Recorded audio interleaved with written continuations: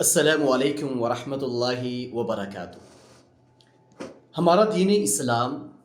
صرف عبادات کے معاملے میں ہماری رہنمائی نہیں کرتا،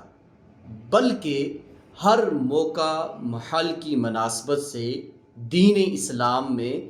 باقاعدہ سے رہنمائی موجود ہے۔ آئیے اس سردی کے موسم میں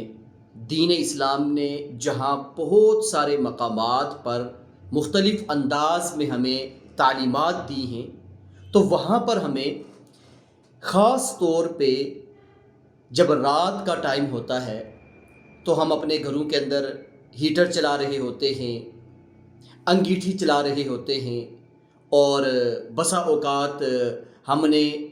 جو سردیوں میں اپنا وہ کمرہ منتخب کیا ہوتا ہے جہاں پہ آگ جلائی جاتی ہے، تو اس بارے میں نبی علیہ الصلوۃ والسلام نے کیا ارشاد فرمایا؟ نبی علیہ الصلوۃ والسلام نے ارشاد فرمایا، ان هذه النار، یہ جو آگ ہے، یہ جو ہیٹر ہے، یہ جو انگیٹھی ہے، یہ جو چولہا ہے،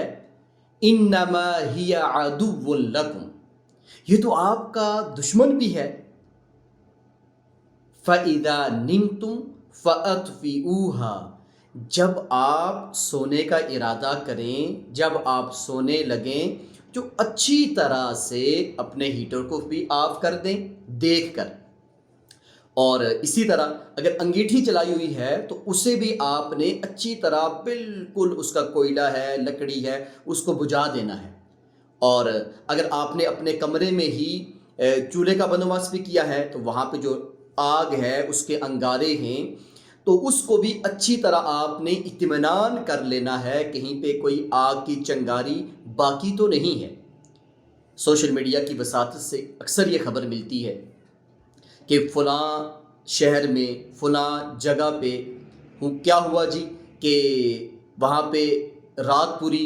ہیٹر چلتا رہا اور گیس چلتا رہا، یا گیس کی لیکیج ہو گئی اور وہ آگ جو تھی پورے گھر کو لپیٹ میں لے لیتی ہے، اور وہاں پہ بہت ساری جو ہے اموات بھی ہو جاتی ہیں۔ اور خاص طور پہ اگر ہم دیکھیں جو شمالی علاقہ جات ہے اور پہاڑی سلسلہ جہاں شروع ہوتا ہے، تو سردیوں میں وہاں پہ انگیٹھی اور چولہے کا استعمال، لکڑی کا استعمال زیادہ ہوتا ہے۔ تو اس بارے میں بھی کہا کہ انما ہی عدو لکم، خاص طور پہ رات میں یہ جو آگ ہے یہ ہمارے دشمن بھی بن سکتی ہے۔ بہت ساری جگہ پہ یہ مشاہدہ بھی ہوا کہ آگ کی وجہ سے لوگوں کے پورے گھر جل گئے، تھوڑی سی سستی ہوئی ہے۔ اور اسی طرح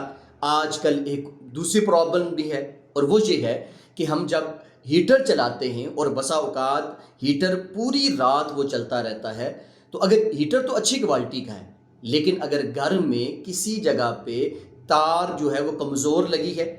یا جو تار کا آپس میں کنیکشن تھا وہ اتنا مضبوط نہیں کیا گیا، تو جب وہ زیادہ لوڈ پڑتا ہے تو اس وجہ سے بھی شارٹ سرکل ہو جاتا ہے۔ جب شارٹ سرکل ہوتا ہے تو پھر اس کا نقصان کیا ہوتا ہے کہ پورا گھر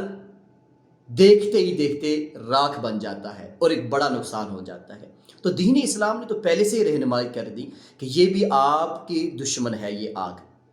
تو سونے کے آداب کے اندر اس چیز کو خاص طور پہ سردیوں میں اس کا اہتمام کرنا ہوگا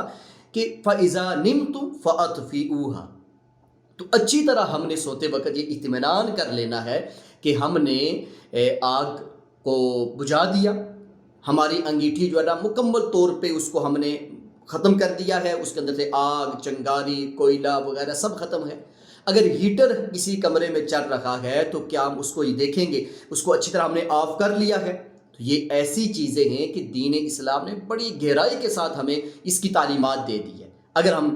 پھر بھی سستی کریں گے تو ممکن ہے کہ اس کا کوئی نقصان ہو جائے۔ اللہ رب العالمین دینی تعلیمات کو سمجھ کر ان پر عمل پیرا ہونے کی توفیق عطا فرمائے۔ السلام علیکم ورحمۃ اللہ وبرکاتہ۔